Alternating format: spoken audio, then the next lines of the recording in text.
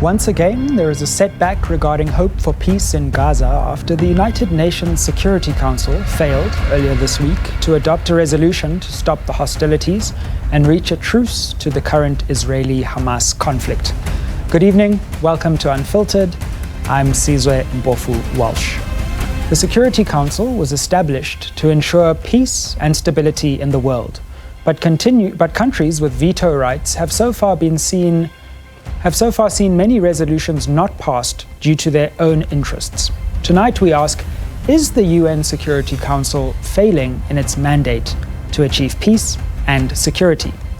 And joining us for this discussion are Ambassador Welile Nhlapo, former United Nations, African Union and US diplomat, Professor Kathleen Powell, University of Cape Town Public Law Associate Professor, and John Stremlau, Wits International Relations Honorary Professor. Before our discussion, let's watch the scene setter produced by Andrew Mukhatle for context. The United Nations Security Council was formed on the 17th of January 1946, a year after the end of the Second World War. It's composed of 5 permanent and 10 non-permanent members. Despite its mandate to maintain international peace and security, conflicts are still ravaging parts of the world. The composition of the Security Council remains a contentious issue, with permanent members being accused of abusing their voting rights, hampering progress in world peace. Countries with permanent seats include China, France, the United Kingdom, Russia, and the United States. They have a special voting power known as the right to veto. In terms of the rules, if any one of the 5 permanent members casts a negative vote in the 15-member Security Council, the resolution or decision cannot be approved. Sadly, the Council was yet again unable to adopt a resolution on the Israeli-Palestinian conflict. Again, silence and inaction prevailed, to no one's true long-term interest. While we deeply regret that collective action is made impossible in the Security Council, we do hope that efforts by other actors will yield positive results. The discontent regarding the veto powers has played itself out at the Security Council over the years, with calls for its reform gaining even more traction. The current Israeli-Hamas conflict has once again brought the divisions to the surface after the recent Council failures to pass key draft resolutions, including one on the cessation of hostilities in the war-torn Middle East. A fortnight ago, Russia and the United States had opposing vetoes that impeded efforts to provide humanitarian aid to thousands of affected people in Gaza. Mr. President, dear colleagues, we have just been witnesses once again of hypocrisy and the double standards of our American colleagues, not standing in principle in the Security Council. They really did not want to have any solution found here. Yes, resolutions are important. And yes, this Council must speak out. But the actions we take must be informed by the facts on the ground and support direct diplomacy efforts that can save lives. The Council needs to get this right. Colleagues, the United States is disappointed this resolution made no mention of Israel's rights of self-defense. Following 4 failed attempts to reach consensus on the Gaza resolution, the Security Council held an emergency session earlier this week. It sought to discuss the ongoing crisis amid continuing Israeli bombardment and reports of ground incursions. The United Arab Emirates and China spearheaded the meeting, calling for the cessation of hostilities, a human truce, and efforts to prevent the situation from escalating.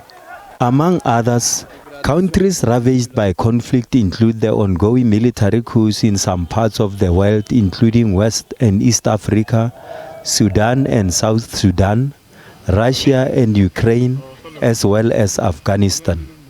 All eyes are on the Security Council to find a lasting resolution, but the countries that are expected to act do not see eye to eye.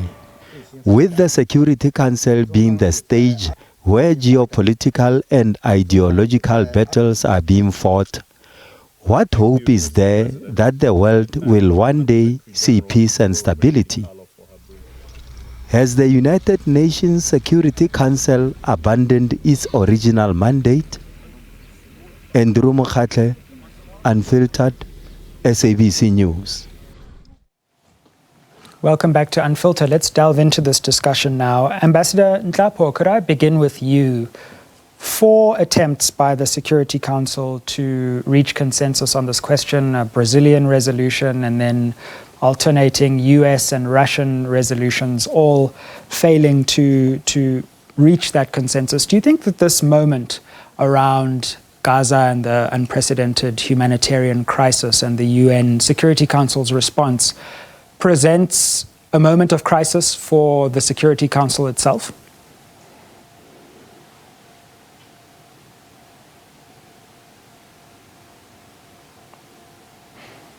I think our connection to Ambassador Nhlapo is frozen, so may I put that question to Professor Stremlau in the interim, the same question?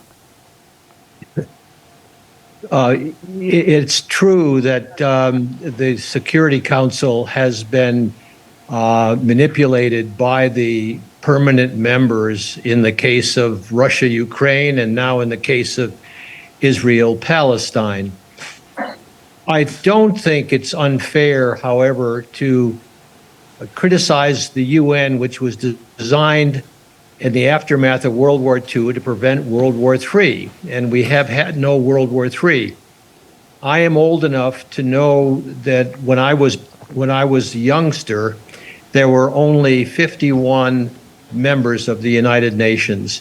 In my lifetime, that is to say, I'm older than 193, 4/5 of the 193 members of the United Nations. And the only other point that I'd like to make is that there is at the heart of all this a fundamental contradiction between human rights and human equality and the universal values that are enshrined in South Africa's constitution and the states' rights equal membership that is embedded in the U.S. 1789 Constitution that made little states like Delaware or Rhode Island the same as big states like Pennsylvania or New York. And that reconciliation has yet to be achieved, but that nevertheless, there has been a discourse that has probably moderated the conflicts between countries. Unfortunately, for Africa, most of the conflicts are not between or among countries, but within countries, and we don't have the resolve or the norms or the institutions to resolve internal disputes. But the African Union has made a heroic effort at trying to enshrine values that would allow that to happen, and I'll stop here. It's always good to have an efficient guest, which is a rarity, Professor Stremlau, so thank you for that. Professor Powell, could I put the same question to you about what you think the Security Council's response or lack of response to the humanitarian crisis in Gaza represents at this moment? More of the same, or do you think that this is a particular crisis unlike what we've seen before? I think it's more of the same and then some. I think every time the Security Council is paralyzed around a major conflict that is costing lives and causing enormous distress and trauma, the design flaws in the original Security Council plan become more evident. So I'm less sympathetic and generous than Professor Stremlau. I'm not particularly comforted that there's been no World War III, because there's been unending conflict and violence, military and otherwise, since the UN Charter told us this was all going to end. And the Security Council, because it has given veto power to the 5 permanent members, has been prevented from responding effectively to most of them. In fact, the ones that have kept on going have been the ones in which one of the permanent members has an interest one way or the other. Now, it's almost impossible to reform the Security Council unless we get a really, really huge crisis, and that ends up in a reshifting of power.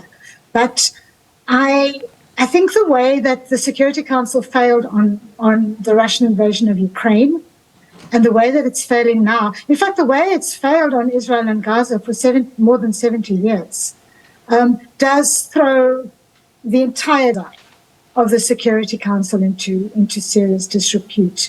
And sooner or later, it's going to be too much. I suspect, however, and this is my last comment, we're still going to sit in this paralysis and limbo for quite a while.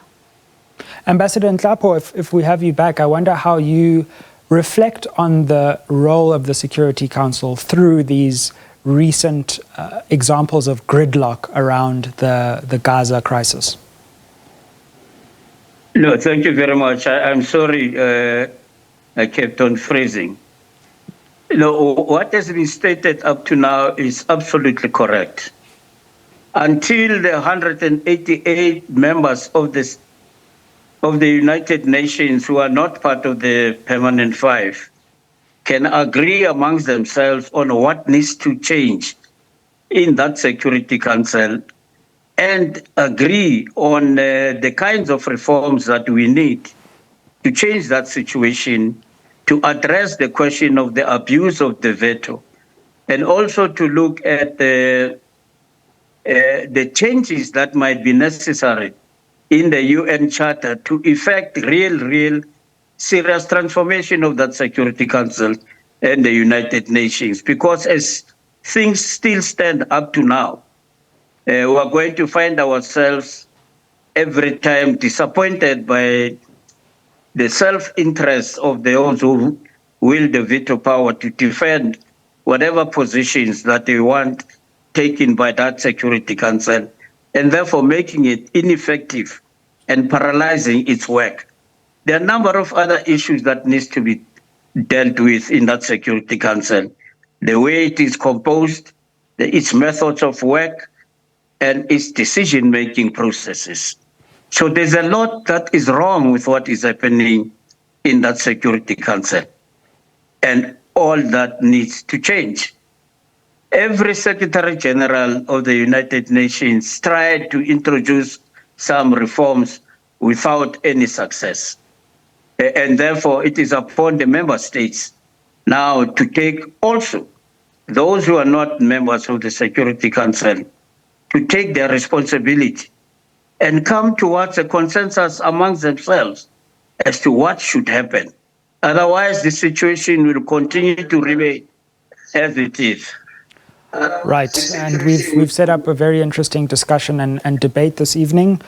What is success when it comes to the Security Council, and what about its processes, and what about the recent efforts to secure a ceasefire and a failure of those efforts? What does that tell us about the current state of the Security Council? We're going to cut to a break, and when we come back, dive deeper into our panelists' interventions. Stay with Unfiltered.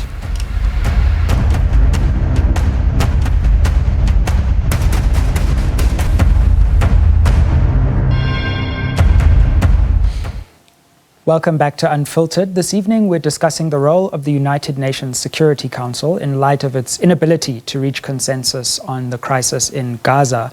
And I have an expert panel. Professor John Stremlau brings an international relations perspective. Ambassador Nhlapo has deep experience in the UN and AU ambassadorial space. And Professor Kathleen Powell gives us a legal perspective as well. And Professor Stremlau, you raised a really interesting point, because it's important, maybe in the moment of crisis, not to get carried away. The world has seen a lot over the last 200 years or so.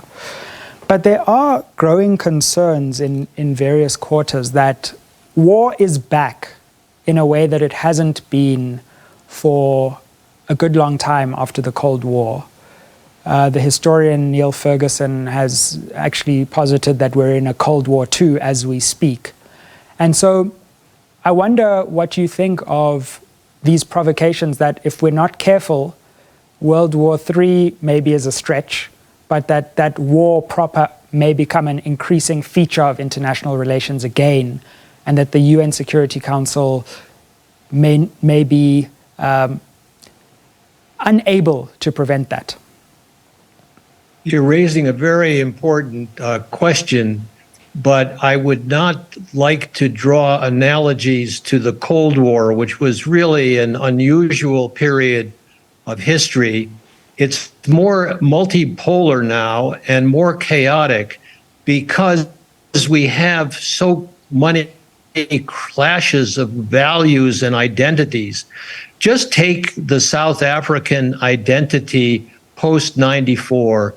Groups are sanctioned within the Constitution and protected within the Constitution so that they can have their identities as ethnic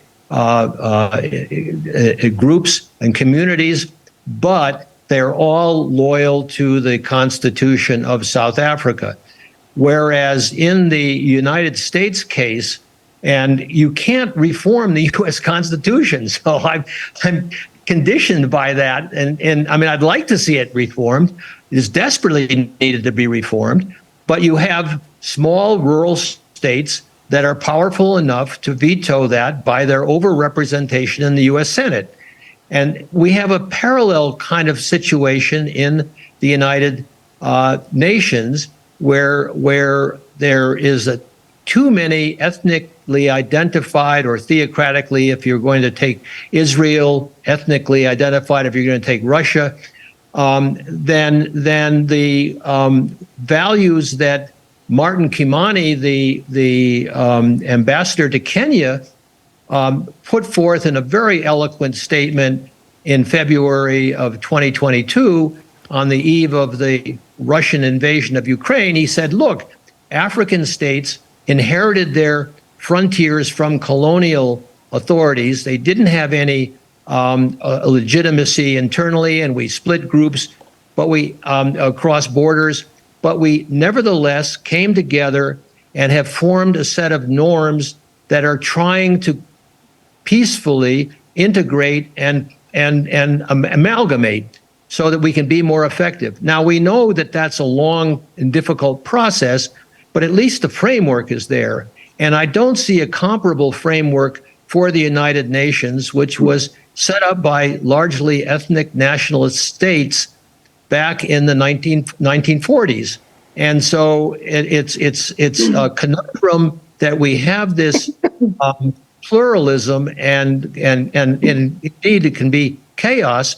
But I tend to be a regionalist and think that, after all, the Second World War was prosecuted by two authoritarian regimes in Japan and Germany. By 1992, Germany and Japan were the second and third largest contributors to the United Nations. So It is possible to see people improve. Nations can change like people can change, but it's a slow and difficult and politically challenging process. Ambassador Nhlapo, Professor Stremlau raises the multipolar world order, or in other words, that there are rising powers who seek to challenge the dominance of the US on the international global stage. And the Security Council seems to be a very interesting institution given this new rise of Russia and China particularly. It seems to me that before, in some instances, the US has been able to secure some kind of consensus because of its overwhelming dominance on the international stage. But what we have seen with Ukraine and now with Gaza is actually that the change in the balance of global power has made the Security Council even more straitjacketed. What do you make of that? Do you agree or disagree? There's an element of both that one can support, but the reality is that the emerging powers and their rise and the emergence of this multipolar world should not be an excuse for the power game to be played to an extent and at the expense of human lives when there is a mandate for the Security Council to do exactly what it is being requested to do. The UN was formed to stop all future wars. That's what the Charter says in its opening statement. And therefore, that responsibility still lies on the United Nations, and particularly the Security Council, that was created with the specific objective of ensuring that the protection and of all people against war should be something that becomes their responsibility to the maintenance of peace and security. And there can be no excuse about their competition with other emerging powers not to execute their responsibility.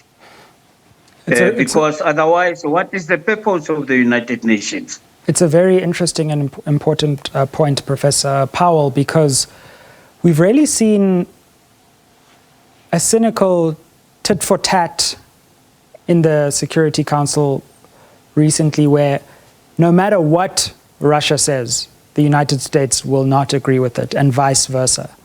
And it seems as though their competition and their dispute over the Ukraine crisis, which is another Security Council crisis, has been imported into this in a way that has been maybe even more cynical than in previous eras of the Security Council. I agree.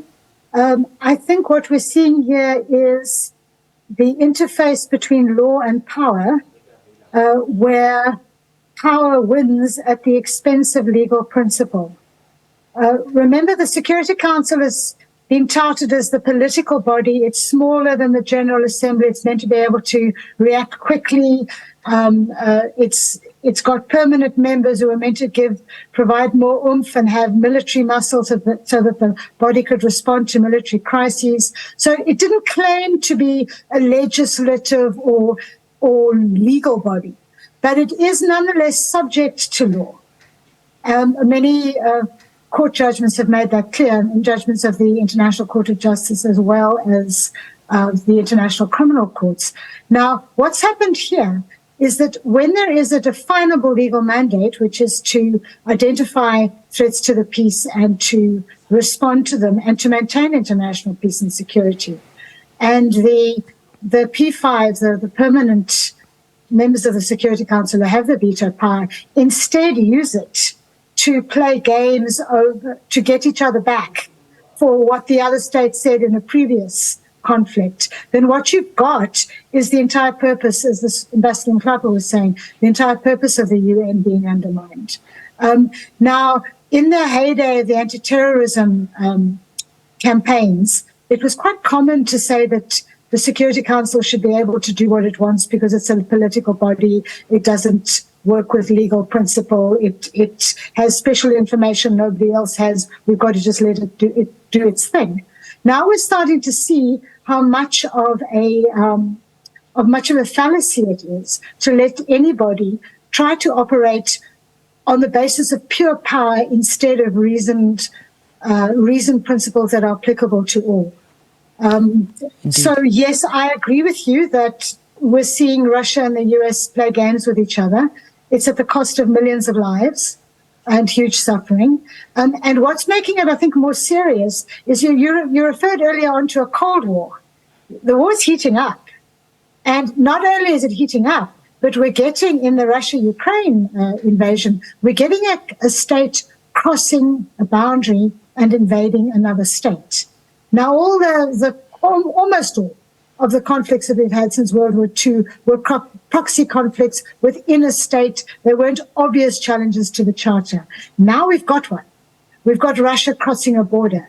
And if even that simply leads to a round of almost childish tactics, childish games between two superpowers, then the Security Council is failing and something has to change. We're in conversation with an expert panel around the United Nations Security Council and its efficacy, especially in light of recent attempts to reach consensus around the crisis in Gaza.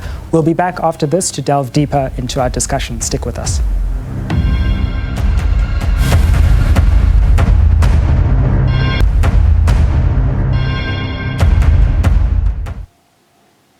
Welcome back to Unfiltered. Is the United Nations Security Council still fit for purpose, or is it failing in its mandate to harmonize nations, prevent war, and create peace?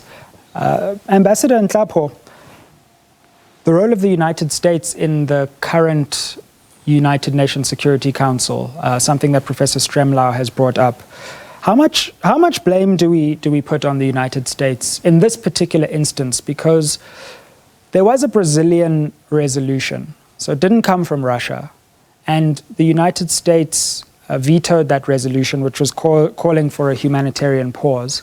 Now, of course, it has introduced its own resolutions, which do much the same thing, but wasn't that Brazilian resolution an opportunity to seize something that didn't come from China or Russia that could have built consensus in the Council, which was ultimately vetoed by the US? Well, it is not in their interest to have this thing resolved in the manner in which Brazil was proposing, because we've seen one head of state and two heads of government, two heads of state and one head of government who are members of the P5, who had visited Israel, made commitments to support Israel by all means, and even declared that they stand by Israel.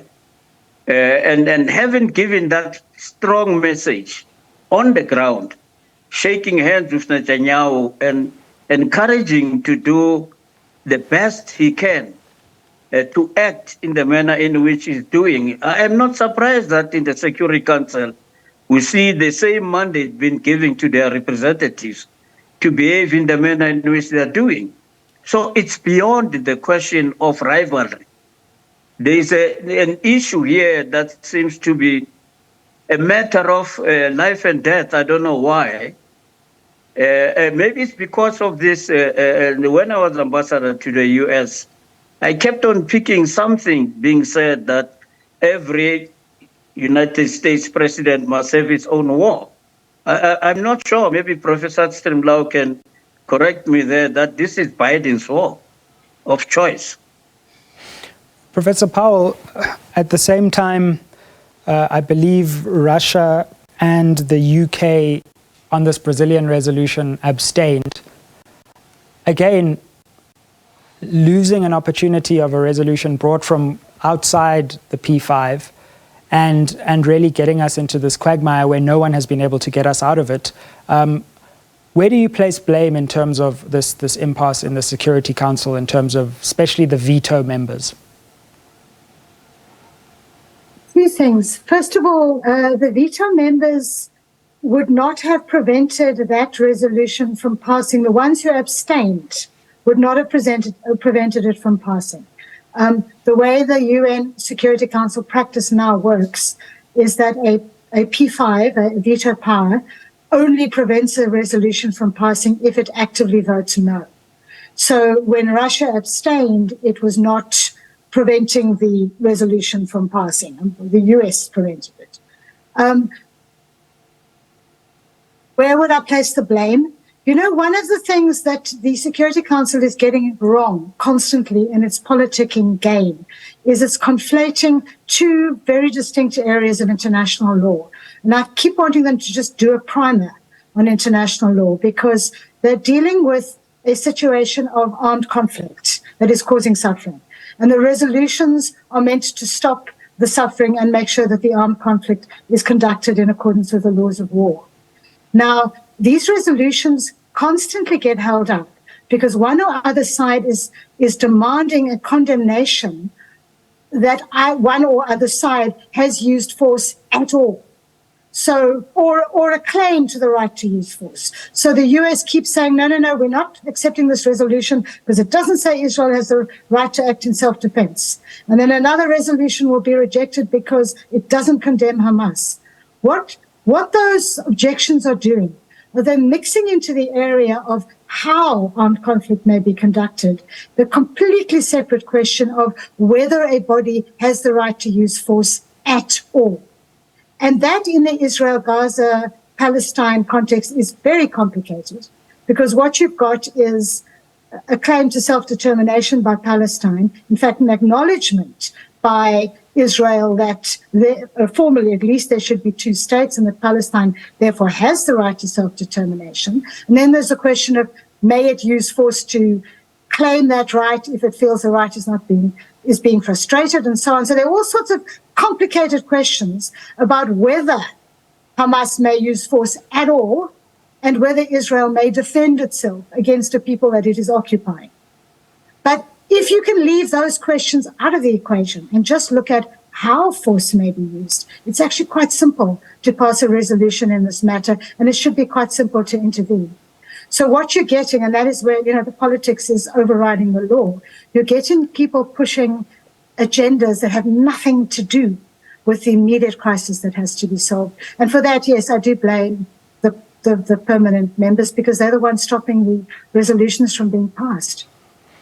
Professor Stremlau, the council is only as good as the P5 or the permanent 5 members allow it to be. Where do you think the balance of blame lies on this particular crisis?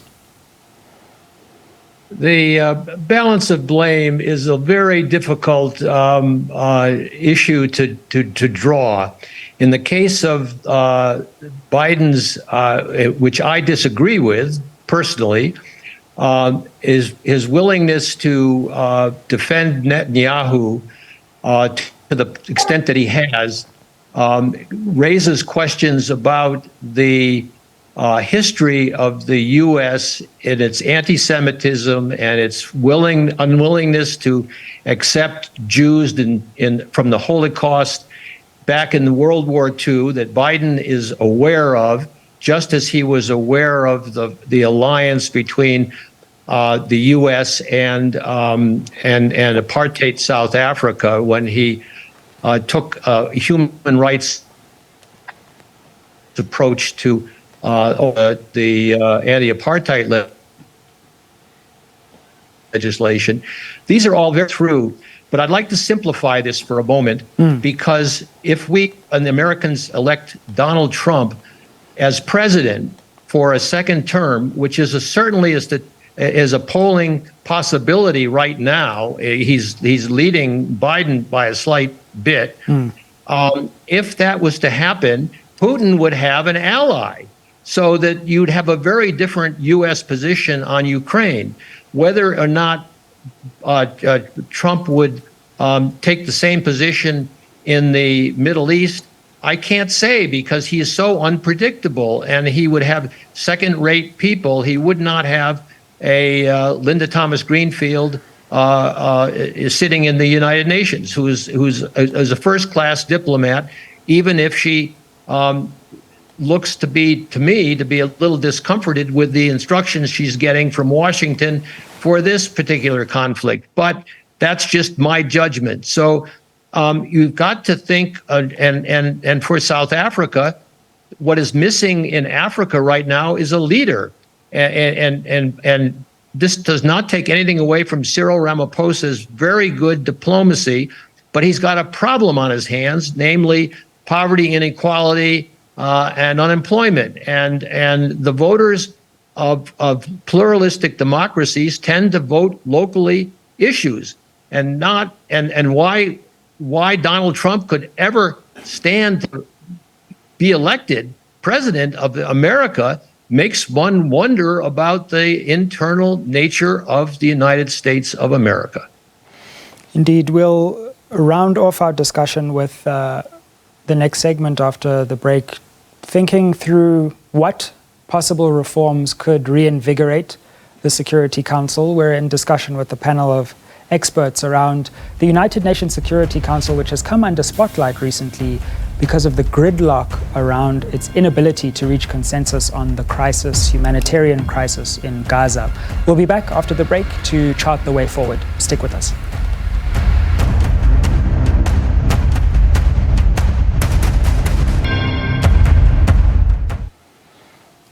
Welcome back to Unfiltered. Is the United Nations Security Council failing in its mandate? That's our question tonight, and we're speaking to a panel of experts who bring a wealth of perspectives on that question. Professor Powell, as we move to the solutions phase of our conversation, looking at the Security Council, either its mechanisms or maybe even the charter, the UN Charter itself, where it derives its mandate, what kinds of changes would you like to see that you believe could improve the situation in the Security Council? I think two main ones. The first is just that the Council sticks to its own rules.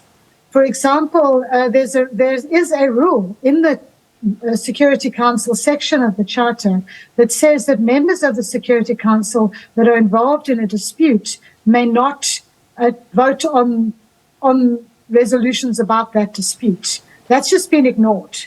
So if that had been complied with, certainly Russia could not have vetoed any resolutions on Ukraine. So that would be one idea without even changing any rules. The other one would be weakening the veto power or removing it. And that would require an amendment of the UN Charter. And that amendment is at the moment impossible to get. And as Ambassador Nhlapo pointed out, you need 2/3 of the members of the UN to agree. But those 2/3 have to include the 5 permanent members of the Security Council. Unless we get an enormous crisis, and it looks like we're heading that way, we're not going to get that level of consensus that forces the change that we need. And I think the change that we need is a weakened P5 or an extended P5 with African states and Japan and Germany and states that are contributing better to the international community. And secondly, a removal of the veto power. And thirdly, the point I was trying to make earlier, a change in the discourse so that there is a more principled basis when states adopt a particular position. And they do a good job of seeming to adopt it, but they're not actually being called out on their legal argument. And the Security Council works in a very, very untransparent way. I mean, the best example of this is that the resolution that was passed against terrorism, a major resolution after 9/11, was passed in 2 minutes because the states, members of the Security Council, turned up with all the negotiations having happened behind the scenes. And they turned up and they said, this is the draft, and everybody just accepted it. So that is another change I would like to see, is the members of the Security Council having to justify their decisions better, legally speaking, or in terms of principle, and secondly, to have actual open debate so that they can somehow be held to what they've said. Very interesting. And Ambassador Nhlapo, earlier in our conversation, you already alluded to the procedures, the charter itself. If you were able to reform the Security Council, what steps would you take? No, I think, as I stated before, that the difficulty that we have, which will be the best option, is to change the charter. But of course, the P5, because of the privileged position that they find themselves in, are not going to accept, because it says including 2/3, including the members of the Security Council. But the 188, even now, cannot reach a consensus of what to do around the Security Council, including Africans themselves. So I'm saying you are in a very difficult situation where blame can not only be put on the P5, but on the rest of the member states of the United Nations, who at this moment, as we speak, are unwilling to reach a consensus on exactly the kind of reforms that needs to be instituted. And we are going to be in trouble for a very, very long time if this situation continues to prevail. And hopefully, those who are saying they're acting in the interests of their nations will begin to respect the multitudes that are soiling the streets every day, demanding precisely what those resolutions they've vetoed are calling for. Otherwise, it shows that there are certain other interests that they are serving rather than the interests of their own people, which is always put forward as an excuse that it's in the vital security and other interests of their own people. Cannot be true. Professor Stremlau, what are your thoughts on Security Council reform? And if you had a magic wand, are there any proposals that you'd like to see reach fruition? I would rather keep the magic wand in the closet and look at the performance over the last 30 years or so, because in 1992, they talked about in the General Assembly an open-ended working group, and then in 2008 they had a formal authorization of negotiations for a Security Council reform, and we're still spinning wheels, even though Joe Biden went to the Security Council in 2022 and recommended an expansion and an adding a permanent representation for Latin America and for Africa. It's not going to happen anytime soon. So therefore, let's think creatively about workarounds. And one of the things that I've learned in my life is to trust regional solutions for regional problems. And I think that in many ways, Africa, despite all of the chaos that may be in the Sahelian region or elsewhere, did under President Mbeki embellish a number of mechanisms that were really very useful and creative. The Ukraine war has stayed pretty much a European war. The Palestinians, like the South African majority, has become a global issue, and I think may yet galvanize, and that's why I've been advocating this linkage and comparison between apartheid that has existed for 75 years in the West Bank and Gaza, and the apartheid movement that did capture the imagination of people in states and in families that got the boycotts working. But these are very few and far between resolutions. I mean, are very few and far between conflicts, and for the risk of escalation, let's keep to regional solutions for regional problems, which I did think that the Middle East was moving in that direction. And then you had this right-wing Israeli government. Let us not forget that Bill Clinton almost got a two-state solution in 2000, and they just they had a very progressive Israeli leader. But he didn't have a counterpart that was willing to take the risks of de Klerk and Mandela, and ownership of a process that has to be grounded in the body politics of that country. Let's take some comments from social media, and then I'll ask our guests to reflect on them as they round up with their final comments. So we're going to have a look at what you've been saying on X, because I believe there's been some interesting discussion there, and we'll have a look at what's being said there. So let's have a look at social media. Mzuvukile says the veto right have been used by the permanent members to protect their allies.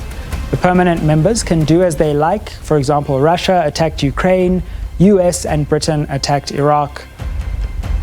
Bangchiko behlabati. Muneniwa says, no, they are not. As long as they keep causing wars around the world, they are financially stable because of the loans they are sending to the countries that they are supporting. There are two comments from social media there. I'm going to ask my guests now to wrap up with their final comments, and I'm afraid we are running out of time. So if we could confine them to about a minute or so, if you'd like to respond to anything from social media or the discussion. Professor Powell, I'll start with you. Thank you. I think the second comment that you've just read is insightful and important. It's alerting us to the fact that these wars are not hurting the major powers. And one of the reasons that the wars are not hurting is that the major powers are the major weapons suppliers. So the second comment on social media brought in additional factors that we need to consider when the US stands up for Israel, or when certain allies of Russia stand up for Russia. There are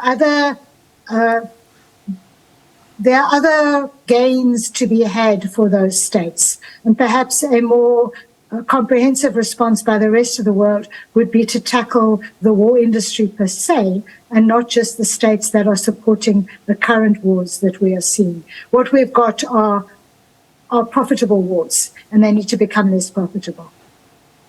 Professor Stremlau?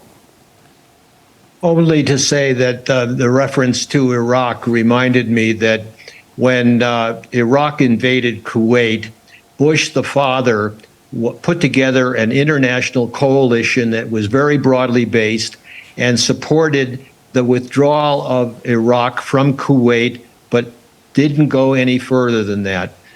George W. Bush, the son, on the other hand, went hell-bent into Iraq, contrary to the advice from President Mbeki and others who knew that there weren't weapons of mass destruction there, and in any case, showed the impossibility of regime change, such as was done back by him.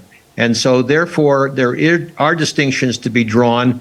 The United Nations, admittedly, is a very imperfect body, but it is all we've got, and we have to make it better. Ambassador Nhlapo, we'll leave the last word to you this evening. Yes, the United Nations is all we've got, and we have to protect it and respect it. And the time where decisions are taken outside of the United Nations to unleash the kind of wars that we've seen in Iraq, in Afghanistan, including Libya, by the way, despite the fact that that resolution never authored any invasion of the nature that we've seen in Libya. That decision was taken in a meeting of the P3 in Paris and was announced in a press conference that despite the fact that they could not get any leeway on boots on the ground, and even to put any forces on the ground, otherwise they are going for regime change, which they could not even get in that resolution.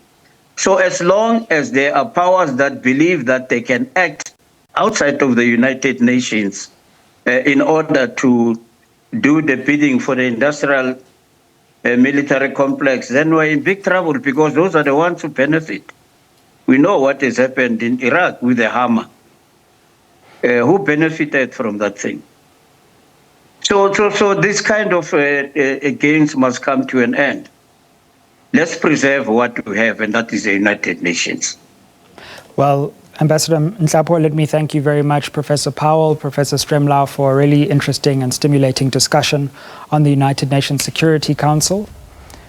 The UNSC, or Security Council, has come under great criticism of late, with a humanitarian crisis engulfing Gaza, reports of a death toll now reaching 9,000. The world looks to the United Nations Security Council for some kind of wisdom and resolution, and unfortunately, it continues to spin its wheels. Is that just because global diplomacy is inherently difficult, or is there something particularly wrong with the United Nations Security Council? That's the question we've delved into this evening. Let's continue the conversation on social media at Unfiltered SABC, and be sure to tune in for further installments of Unfiltered News, unfiltered views and unfiltered conversations. Good evening.